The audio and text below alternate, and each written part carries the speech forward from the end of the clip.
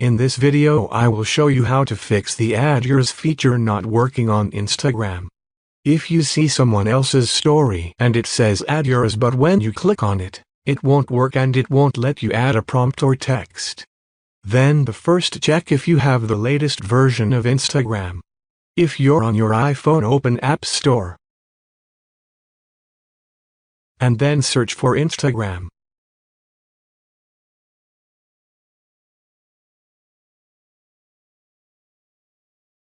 If you see the update button right here, then click on that button. If your app was really outdated, then updating it may fix the problem. And now you want to go over to Instagram Stories and check if the Add Yours button works for you. If it doesn't, let's go over to the second solution. Go over to Phone Settings.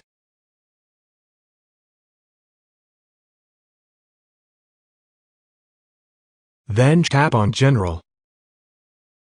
Tap on iPhone Storage.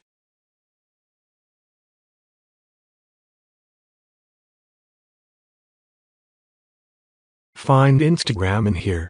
Simply offload the app. Then reinstall it.